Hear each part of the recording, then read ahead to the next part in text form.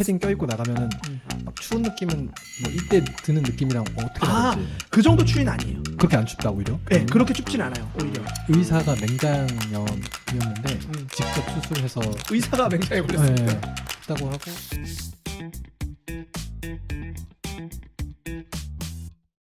안녕하세요. 극지연구소 강시일장입니다. 자, 오늘도 우리 고정 패널 얼음님 함께 하셨습니다. 얼음님 안녕하세요. 과학 커뮤니케이터 얼음입니다. 반갑습니다. 반갑습니다. 네.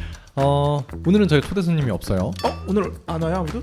저희 오늘 극지연구소 한 2년 정도 운영을 했는데 너무 우리가 하고 싶은 얘기만 한 거 아닌가. 그냥 남극에서 뭐 먹는지 추운지 뭐 잠은 잘 자는지 이런 거 일반적인 것도 되게 궁금하겠다 싶어서 그냥 초대 손님 없이 얼음님이랑 둘이 얘기하면 좋겠다 싶어서 오늘 자리를 마련했고요. 이미 아실 분 아는데 얼음님이 사실 우리 극지연구소에도 좀 근무하셨어요. 그렇죠. 그래서 오늘 질문들을 제가 한 100개 정도 준비했는데 이거 다 할지 모르겠습니다. 쭉 해보고 또 실제로 다녀오셨던 얘기도 좀 듣고 알겠습니다. 해보겠습니다. 일단 근데 가보신 적은 있으시죠? 네, 저는 남극에는 갔다 왔습니다. 남극은 네. 몇 번이나 보셨어요? 한 번 갔다 왔어요. 남극 한 번. 네. 자, 이제 슬슬 시작을 해볼 건데 어디까지 남극이고 어디까지 북극이냐, 아니면 어디서부터 남극이에요? 그래서 요거의 사전적 정의. 남극의 사전적 정의는 일단 남위 60도 이남 지역이라고 합니다. 그러니까 위도로 했을 때 남이 60도이죠. 그렇죠. 북극은 조금 달라요. 뭐 이유는 잘 모르겠지만 66도 33분선 이북 지역. 이 북극이라고 합니다. 그럼 이제 두 번째는 이제 춥냐, 얼마나 춥냐. 요거는 그런 기록 얘기도 좋을 것 같고. 기록상 제일 추운데 사실 남극이랑 북극이랑 온도 차이가 좀 있죠. 남극에서 기록이 됐어요. 제일 추웠던 온도. 1983년에 러시아 기지에서 네. 영하 89.2도가 찍혔습니다. 그러니까 89.2도. 네. 그게 제일 추웠고 네. 북극은 어때요? 북극은 1892년에 시베리아에서 네. 영하 67.3도가 찍혔대요. 67도. 어째 한 20도 정도는 더 따뜻한. 요거는 그렇죠. 왜 그럴까요? 이것도 지형적인 요인이 확실히 있을 것 같아요. 남극 같은 경우에는 얼음이 엄청나게 많잖아요. 다 얼음이잖아요. 네네. 북극 같은 경우에는 땅도 많이 있고 네. 하니까 땅의 영향을 좀 받아가지고 온도가 좀 상대적으로 높다고 할 수 있죠. 좀 눈 많은 뭐 삿포로나 이런 지역 가면 사실은 좀 비슷할까 이런 생각 드는데 어때요? 일단은 날씨가 좋을 때는 굉장히 상쾌하고 그리고 먼지가 없어요. 맑다. 네, 맑아서 저기 뒷산인데 그런데 나중에 알고 보니까 막 한라산보다 높고 백두산보다 높고 날씨 쾌청할 때는 너무 좋습니다. 그런데 날씨가 안 좋잖아요. 네네. 진짜 속된 말로 죽을 것 같아요. 극한의 환경이다. 네. 극과 극이다. 네. 한겨울에 막 패딩 껴입고 나가면은 막 추운 느낌은 뭐 이때 드는 느낌이랑 어떻게 다른지. 그 정도 추위는 아니에요. 그렇게 안 춥다 오히려? 네, 그렇게 춥진 않아요. 오히려. 왜냐면 이제 가실 때가 남극 여름이라. 맞아요. 그럼 이거는 남극의 겨울을 경험하신 분 모시고 오, 이야기를 그러게요. 네, 월동대 분을 불러서 해야 될 것 같은데요. 우리가 가는 시기가 대부분은 여름이죠. 그렇죠. 남극의 여름. 남극 기준으로 가는 게 보통은 빠르면 10월 그리고 11월, 12월. 그 지금이 딱 한창 남극의 여름 한창 열심히 일할 시즌이에요. 그렇죠. 여름에 가는 이유는 당연히 뭐 아라온을 생각하면 해빙이 적고 일단 안 추워서. 그렇죠. 덜 추워서. 네. 그리고 햇빛이 많죠. 왜냐면 그 극야 백야 있잖아요. 그러니까 하루가 길다. 그렇죠. 일할 시간이. 네. 남극의 겨울에 가면 아무것도 안 보이는데 무슨 일을 할 수 그렇죠. 있겠어요. 해도 안 뜨고 막 네. 엄청 춥고. 맞습니다. 그때 야외 활동이 어려우니까 보통 네. 여름철에. 그래서 안타까운 게 남극에 가면 겨울에 크리스마스, 뭐 신년 없는 거예요. 가족이. 매우 좀 슬픈 얘기죠. 네, 좀 안타깝죠. 네. 그러니까 보통 남극에 연구하는 분들은 사실 짧게 가지 않아요. 막 적어도 몇 주, 길면 뭐 몇 달. 최소 3개월은 가죠. 네. 그러니까 뭐 크리스마스도 네. 남극에서, 설날도 남극에서. 더 좋으실 수도 있어. 이제 북극과 남극이 이제 누구 땅이냐 이런 얘기도 많이 해요. 일단은 남극 같은 경우에는 확실히 네. 남극 조약 맺을 때 이거 누구 땅도 아니야 이렇게 딱 해버렸죠. 그래서 과학적인 목적 이외에는 영유권을 주장할 수 없습니다. 북극은 사실 땅이라고 할 만한 데가 그린란드 아니면 스발바르 이 정도인데 근데 이제 있고. 고기가 아닌 데들이 조금 있을 거예요. 맞아요. 우리 영해라고 하죠. 바다 다 빼고 나면 이제 북극 안쪽에 얼음 있는 데는 이제 누구의 바다나 누구의 땅도 아닌 데들이 있긴 할 것 같아요. 그렇죠. 그거는 누구의 것도 아닌 공해. 그거 빼고 사실 땅은 다 주인이 있는 걸로 북극은. 맞아요. 지금은 사실 남극에도 사람들이 가고 북극엔 사람들도 살고.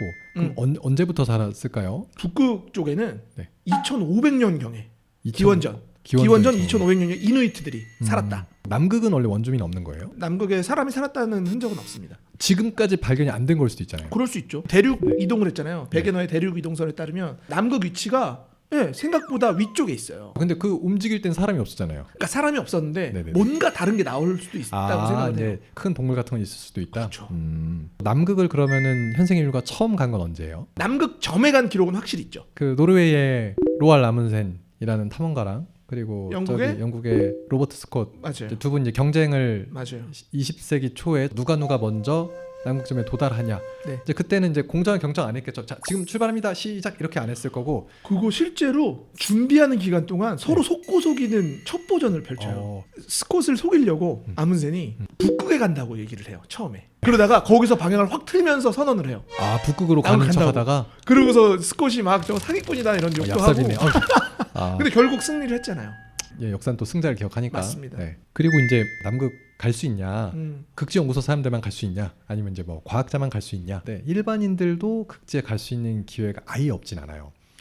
일단은 여행 프로그램이 있죠. 여행. 네, 이제 남극 기준으로 주변에 있는 나라들에서 그런 관광 상품을 파는 걸로 알고 있고, 네. 그래서 그런 건 이제 찾아보시면 되는데 비용이 엄청 많이 들어요. 그렇죠. 몇 억 쓰셨다고 하더라고요. 그래서 이제 극지연구소랑은 그럼 갈 수 없냐? 왜냐면 이제 극지연구소는 또 특별한 게 있잖아요. 왜? 돈이 있어도 기지는 못 가니까. 그래서 요건 사실 다 과학 연구를 하려고 가는 거긴 해요. 네. 우리나라에서 극지연구가 필요하니까 하는 거고, 몇 년에 한 번씩 일반인 분들을 이렇게 선발해서 간 적이 있긴 해요. 우와. 가장 최근이 네. 제 기억으로는 이제 2017년.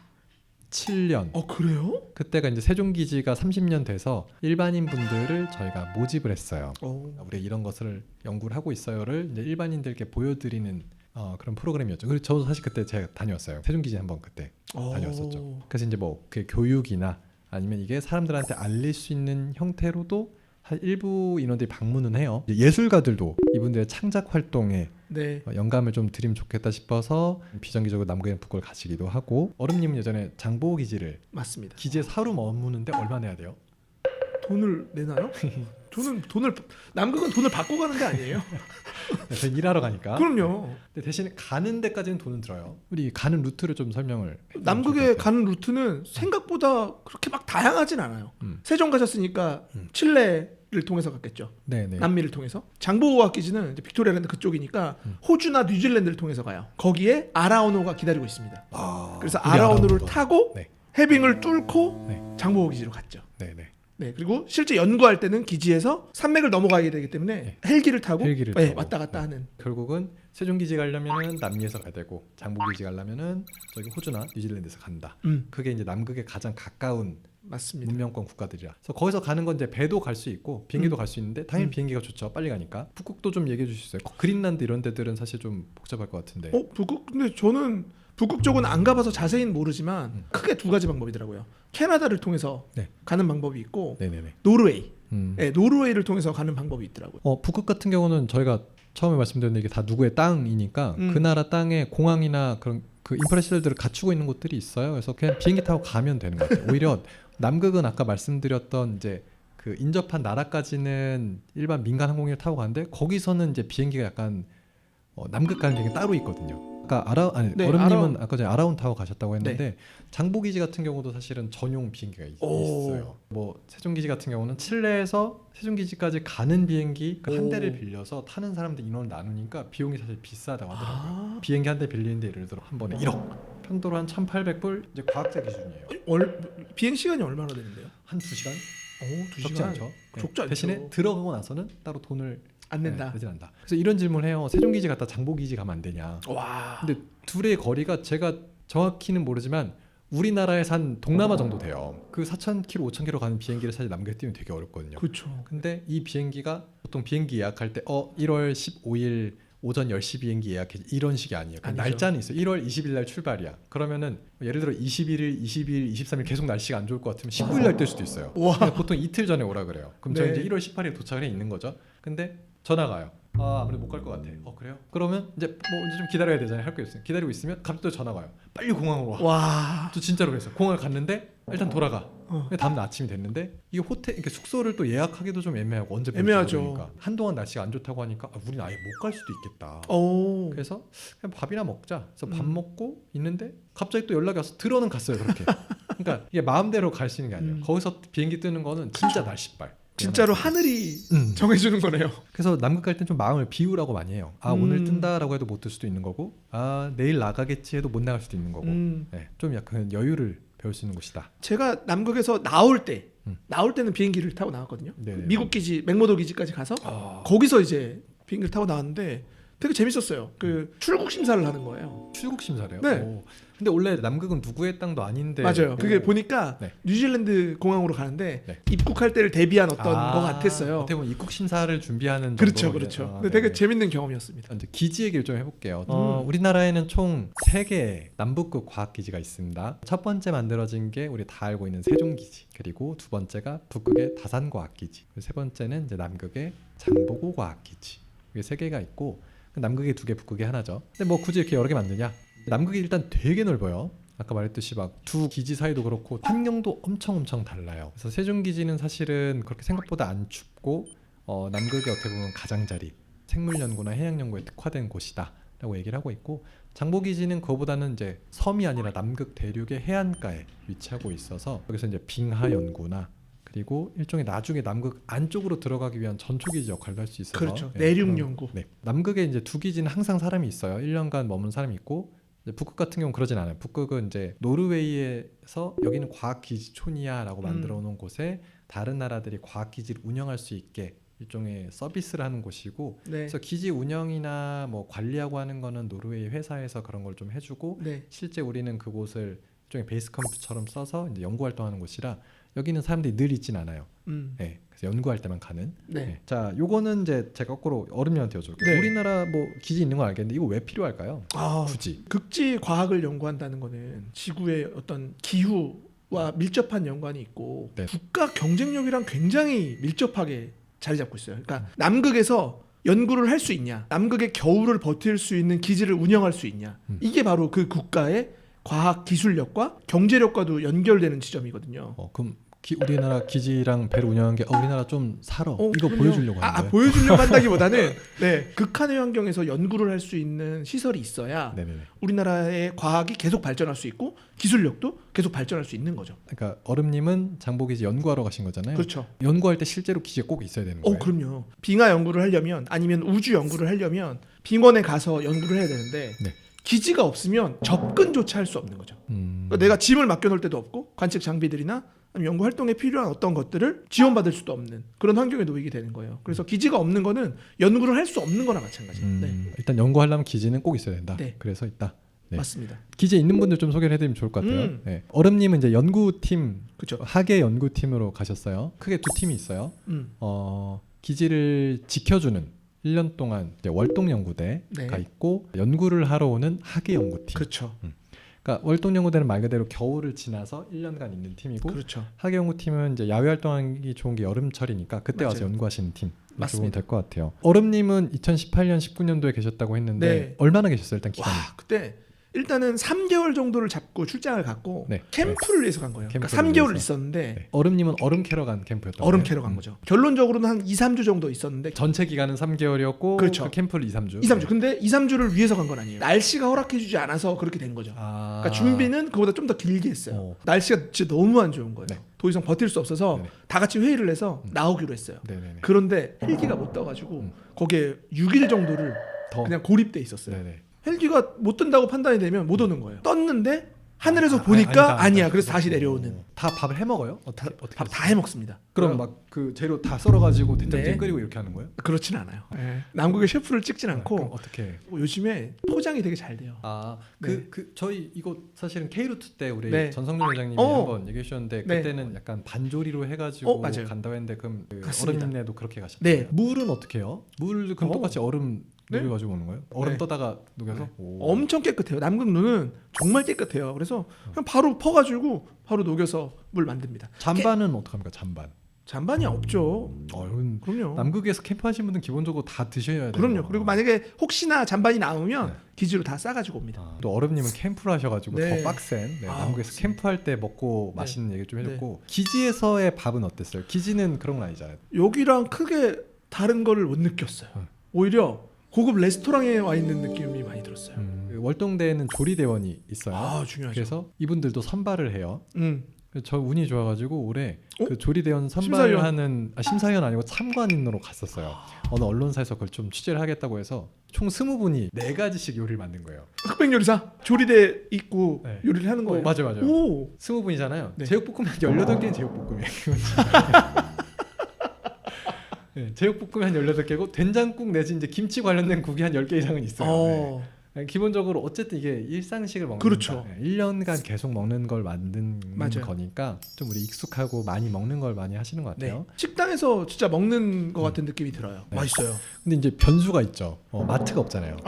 그래서 남극은 식자재를 어떻게 하는지 혹시 아세요? 제가 알기로는 그 1년에 한번 월동대 들어갈 때 네. 왕창 맞아요.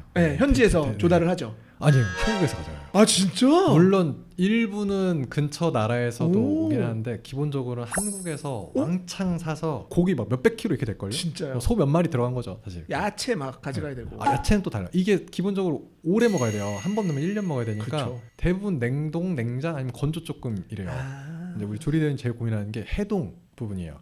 왜냐면 대부분을 얼려서 가니까 김치가 진짜 김치를 얼렸다가 녹이면 그 식감이 되게 안 좋아진대요. 그렇구나. 저희가 실제 그런 연구도 세계 김치연구소랑 하고 있대요. 녹였을 때 그 식감을 조금 낼 수 있는 방법. 근데 김치는 항상 나오니까. 우리 또 한국의 힘이니까. 근데 기지 음식이 진짜 맛있다고 느껴지는 게 외국에 있는 사람들이 우리 기지 방문할 때 있잖아요. 네. 우리나라 기지가 음식 맛있다고 소문났어요. 남극 기지. 맛집으로 소문났습니다. 얘기하니까 또 배고프네요. 그러면은 그런 신선 채소도 좀 보긴 했었어요. 신선한 거 생각보다 많아요. 막 쌈도 있고 좀 기르기도 하잖아요. 맞아요. 제가 갔을 때도 기지 안에 온실이 있더라고요. 스마트팜처럼 네네. 이렇게 온실이 있어 불이 켜져 있는 거예요. 거기서 식물들이 자라고 있었어요. 못 들어가 보셨죠? 들어가 보진 않았어요. 이거 못 들어간대요. 그러니까 수경 재배로 네. 잎채소류들을 주로 좀 맞아요. 기른다고 들었는데 먹으려고 하는 거죠. 신선 식재 자체가 없으니까. 그렇죠. 근데 이게 이제 남극의 생태계에 영향을 줄 수 있어서 관리를 엄청 철저하게 한대요. 그러다 보니까 그 허가받은 아니면 이런 사람들만 들어가서 실제로 그래서 못 사실 들어갔구나. 네. 아니면은 이제 잘 죽일 것 같았어요. 네. 그래서 이제 조금 아쉽긴 하지만 기지에서 약간 생채소를 맛볼 수 있는 거는 요 온실 때문에. 물도 좀 달라요. 그러니까 물 좀 다르죠. 저기 캠프 가시면은 그냥 눈 녹여서 드셨다고 했고. 그렇죠. 기지는 그냥 이거 틀면 나왔죠. 틀면 나오죠. 그건 어떻게 나온지 아세요? 그럼요. 장보기지 근처에 바닷가 근처에 있잖아요. 장보기지. 그래서 해수를 담수화해서 사용하고 있죠. 바닷물을 민물로 바꿔서. 맞습니다. 그래서 이게 겨울에 일이래요. 갑자기 너무 추우면 취수가 얼어버린대요. 어머. 바닷물 일단 끌어와야 담수로 만들잖아요. 어떻게 해? 이제 약간 단계별로 들어오는데 네. 일단 빨래랑 샤워 일단 자제. 오케이. 물이 안 나오니까. 그렇죠. 일단 마시는 게 제일 중요하니까. 빨긴 뭘 빨아. 그리고 이제 요리도 점점 이제 건조식으로 간대요. 갑자기 빵이 나오기 시작하고. 그러니까 그냥 콤프로스트 먹어야겠네. 그러다 일주일째 갑자기 날씨가 좀 풀렸대요. 그럼 다 나가는 거지. 대원들 다 나가지고 녹일 수 있는 장비 가져와서 어떻게든 그 시간에 그걸 다 피숙을 녹여야 돼. 왜 물이 들어와야 사니까. 네. 이게 여름철은 모르고 월동대만 약간 경험할 수 있는 이제 어려운. 세종기지는 어떻게 세종은 좀 다르죠. 빙하 녹은물을 먹어요. 세종기지 뒤에 현대호라고 그러니까 인공적으로 만든 저수지가 있어요. 빙하 녹은물이 이렇게 모일 수 있게 만들어 놓은 호수가 있어서 현대호라고 불러요. 네, 그 이름이 현대호예요. 그게 이제 물을 이제 정화해서 기지에서 쓰는 식으로. 이제 극지에서 또 하면 안 되는 일들을 좀 얘기하면 좋을 것 같은데 혹시 얼음님 가셨을 때 이런 하지 마세요 얘기 들은 거 있어요? 그렇죠, 있죠. 네. 있어요. 네. 일단은 기지 내부에서는 사람이 많을 때는 그런 건 해요. 제한급수. 네. 저 갔을 때는 사계대가 많으니까 하루는 샤워만 할 수 있고 하루는 빨래만 할 수 있고 뭐 이런 식으로 제한급수는 하고요. 네네. 기지 밖에 나갔을 때부터가 이제 위험한 건데 실제 남극에서 기지 밖에 해양 생물들이 꽤 있어요. 물범을 만났을 때 바다를 등지면 안 된다고 하더라고요. 물범이 덮칠 수 있어서? 네, 물 속에 들어가면 안 된대요. 끌고 들어가니까? 네. 그러면 진짜 생명을 보장할 수 없다고 하더라고요. 저 그런 얘기 들었는데 물범이 이제 공격하는 게 아니라 놀자 그런 거란.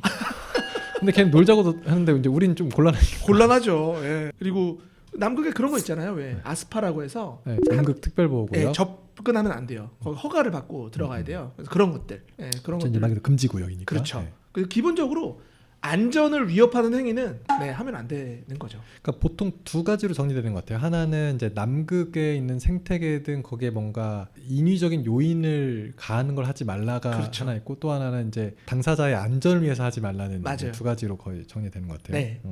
그 남극에 3달 동안 아픈 적은 없었어요? 다치거나 아프거나 뭐 엄마가 있죠. 보고 싶거나. 있죠. 네. 네, 매일 눈물이 나고요. 네.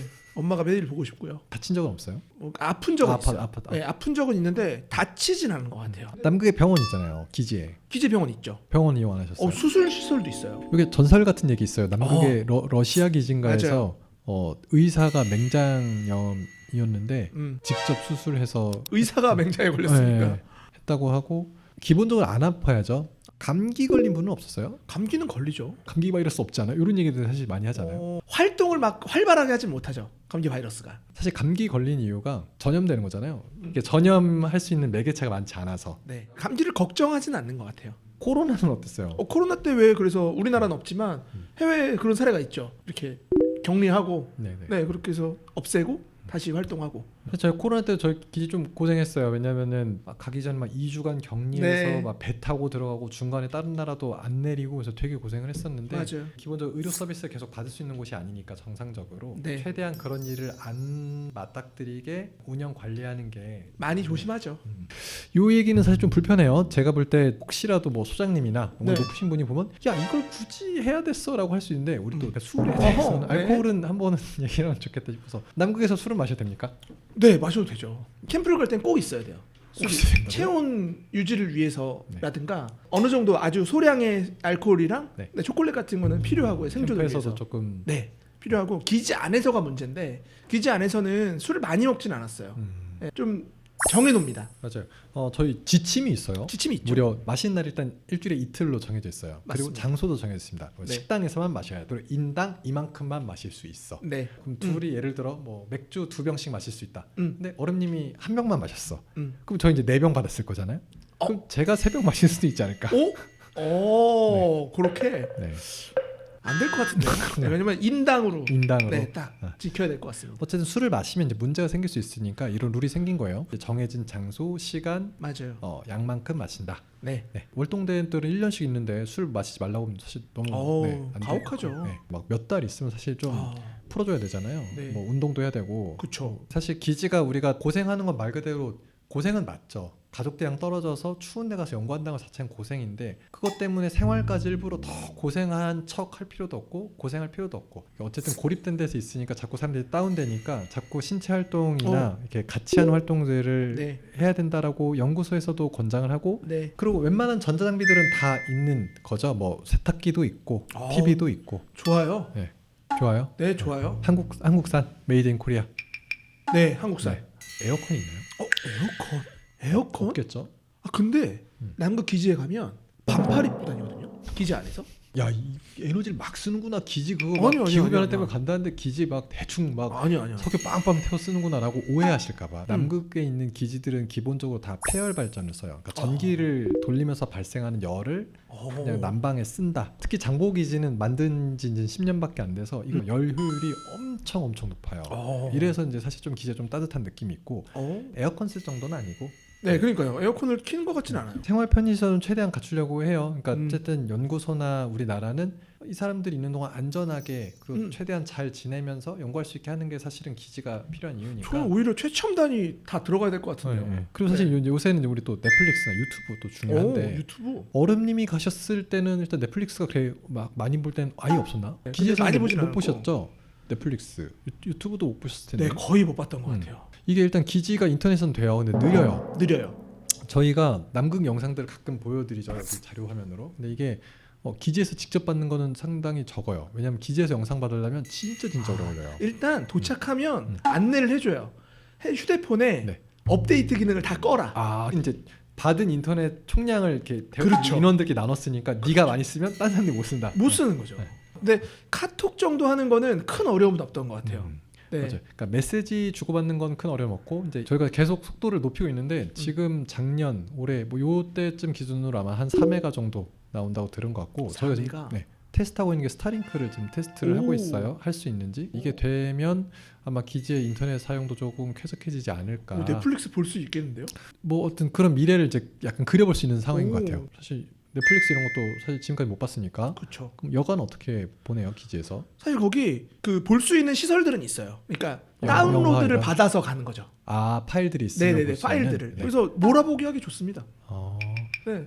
게임 같은 것도 조금 하긴 해요. 스타크래프트 예를 들면 이런 거 아, 아이펙스로 할 수 있는 거죠. 그리고 운동 좋아하시는 분들은 안에 암벽 등반 시설도 있어요. 장보고 기지에는. 클라이밍. 네, 클라이밍. 그래서 그런 것들도 체력 단련을 하고. 되게 신기한 게 매년 봄에서 여름쯤에 월동대에서 거의 있었던 것 같아요. 늘 몸짱 준비를 해요. 오. 이제 학예 연구팀들 떠나고 난 다음에 월동대들만 있을 때는 야 이제 우리 빡세게 운동해서 몸을 만들자. 항상 오. 그 붐이 불어요. 우와. 연말에 얼마나 몸짱이 돼서 돌아오실지. 그리고 그런 것도 재밌었어요. 머리를 안 자르는 거예요. 아 그쵸. 네, 그것도 그래서 많이 하죠. 같은 자리에서 계속 찍는 거죠, 사진을. 아. 얼마나 머리가 기는지 1년 동안. 네네. 뭐 이런 것도 참 재밌었어요, 보면서. 이때가 기회다 생각해서 염색을 되게 많이 하시는 분들 있어요. 컬러별로 막 네. 빨간색, 노란색, 하얀색, 녹색 뭐 이런 식으로 네. 그 수염 기르시는 분들도 많고. 맞아요. 네, 여간 아니지만 네. 저도 다음에 가면 네. 확 밀고 한번 길러보면 재밌을 것 같아요. 얼음님은 가셨을 때 여가 생활 뭐 제일 많이 하셨어요? 저는 탁구 많이 쳤고요. 탁구. 네, 배에서도 아라운에서도 탁구 치고 그리고 드라마 같은 것 좀 보고 네 그리고 논문도 많이 봤어요. 네. 이런 표정력은 어디서 배우는 거예요? 타고난 겁니다. 다음 얘기 해보겠습니다. 네. 둘리는 빙하를 타고 내려오나요? 아 반은 맞고 반은 틀리다. 네, 네. 빙하 형제들이 있습니다. 그래서 점점 산으로 갈 것 같은데. 아니 빙하 간단하게 문제는. 설명드릴게요. 간단하게 눈이 그러면은 둘리는 뭘 타고 내려올까요? 빙하를 타고 내려온 건 맞죠. 하지만 뭘까요, 걔가? 빙신.